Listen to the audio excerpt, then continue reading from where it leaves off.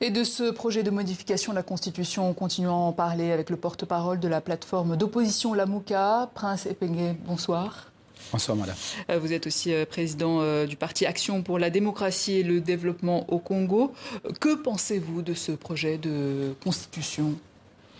Eh bien, c'est une démarche suicidaire de M. Tshisekedi, suicidaire, bien évidemment, visant à obtenir un troisième mandat.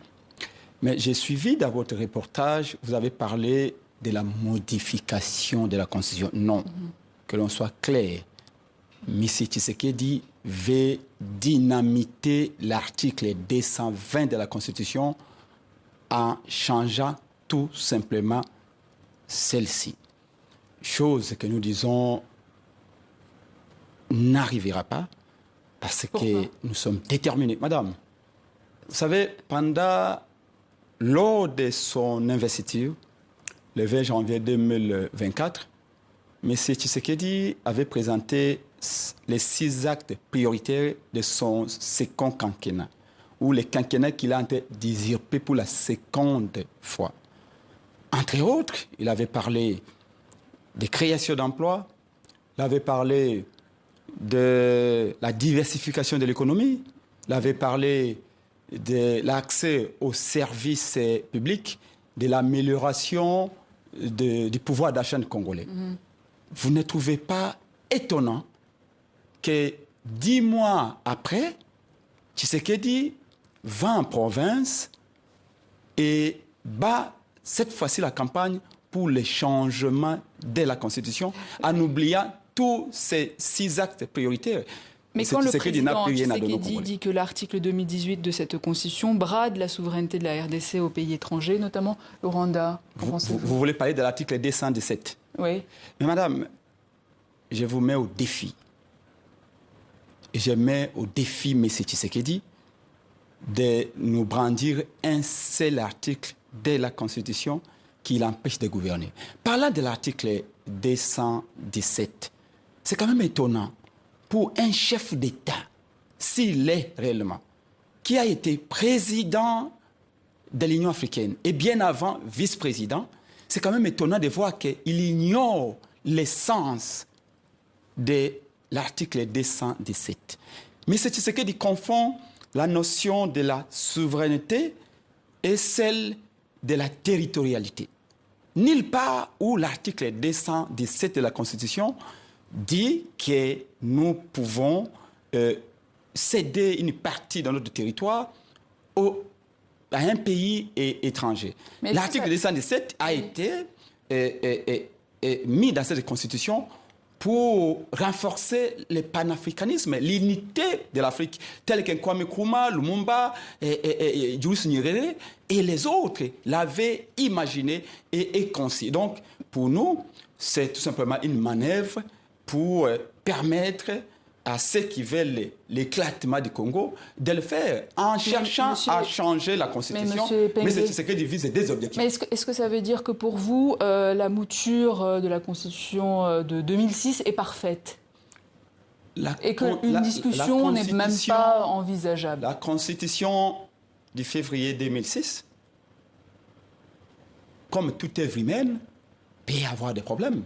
Mais ce que nous disons, c'est qu'en ce moment, où 115 localités sont occupées par les gens qui veulent balkaniser le Congo, 5 territoires sont entre les mains de Paul Kagame. Amener les débats sur le changement de la Constitution, c'est laisser un couloir pour que ces gens qui veulent balkaniser le Congo puissent réaliser leurs objectifs. C'est comme ça que nous vous disons au sein de la coalition Lamouka avec le président Martin Fayulu que en voulant, dans cette démarche de changer la Constitution, M. Tshisekedi vise 2 objectifs.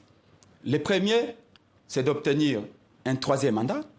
Et le second, c'est de permettre à ce que les Congos soient balkanisés. Alors, dans votre regroupement d'opposition, il y a notamment l'ancien parti présidentiel, le PPRD de Joseph Kabila, qui avait fait alliance avec Félix Tshisekedi lors de la présidentielle de 2018, alors que votre leader, Martin Fayulu, continue de revendiquer la victoire. S'allier avec Kabila aujourd'hui, est-ce pas une alliance contre nature? Madame, Martin Fayulu est le seul président élu en République démocratique du Congo. Vous savez que le pouvoir peut bien se transmettre. Mais aujourd'hui, vous êtes prêt à vous allier? Je suis en train de vous dire avec que Joseph Kabila. Le pouvoir peut bien se transmettre, mais pas la légitimité. L'ancien président avait transmis irrégulièrement le pouvoir à M. Tshisekedi, mais la légitimité reste avec Martin Fayulu. Mais si nous sommes aujourd'hui ensemble, eh bien, c'est parce qu'il y a un danger imminent qui risque d'embraser le Congo. Tshisekedi risque de nous laisser une guerre civile avec sa démarche suicidaire de changer la Constitution. Donc, cette alliance que nous venons de conclure, c'est pour empêcher à ce que M. Tshisekedi puisse brûler le Congo. Ce n'est pas une alliance électorale. Vous parlez d'une même voix avec faire des actions populaires. Bien sûr, le président Moïse Katumbi et le président Martin Fayulu n'ont aucun problème. Nous sommes mis ensemble avec le peuple. Je peux vous dire, la coalition Lamuka en ce moment, dans tout le pays, a initié la campagne « Changeons Félix Tshisekedi » et non la Constitution. Le peuple congolais, à 98%, est contre le changement de la Constitution. Vous avez suivi l'Église catholique, la première et la plus grande église du pays. Vous avez suivi l'Église ECC. Vous avez suivi tous les acteurs politiques de l'opposition. Nous sommes tous dans un bloc pour dire...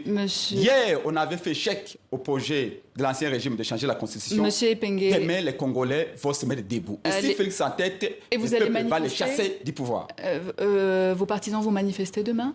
Écoutez, nous encourageons toutes les manifestations. Et d'ailleurs, en ce moment, aujourd'hui, les militants de l'AD de Congo, mon parti, de l'ECD, de la Mouka et d'autres partis étaient dans les rues de Kinshasa pour mobiliser. Madame, M. Tshisekedi et son groupe ont décaissé beaucoup d'argent pour corrompre, pour laver les cerveaux en disant que cette constitution prévoit qu'on puisse céder une partie du territoire. Nous savons que c'est dans la charte de l'EAC qui résiderait ou qui se trouverait un article, en l'occurrence l'article 4 de la charte de l'EAC, la communauté des pays de l'Est, qui prévoit que la communauté des pays de l'Est peut céder une partie du territoire congolais aux Ougandais, aux Rwandais ou aux Burundais. Si Tshisekedi veut protéger l'intégrité du Congo comme il annonce, comme il le prétend, la première chose à faire, c'est d'aller retirer le Congo de cette charte de l'EAC. Quant à nous, nous allons continuer à lutter. Et je vous apprends que M. Tshisekedi a réuni une commission déjà en catimini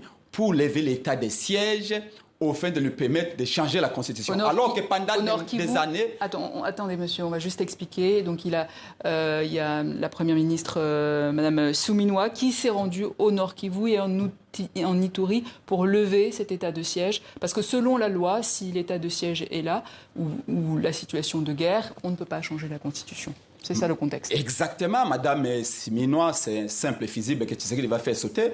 Il envoie à l'échafaud en disant qu'il faut lever l'état de siège, mais il lève l'état de siège pour son propre intérêt. Pendant 2 ans, les catholiques, nous les opposants, les populations du Nord Kivu ont demandé à Félix Tshisekedi de lever l'état de siège, que le peuple avait surnommé l'état de piège, parce que cet état de siège avait aggravé la situation. Merci. Il n'avait pas voulu, et maintenant, pour son intérêt, il veut lever l'état de siège pour obtenir un 3e mandat. Ça ne passera pas. Merci, monsieur Epengue. Je rappelle que vous êtes porte-parole de la plateforme d'opposition Lamuka et président du parti ADD Congo.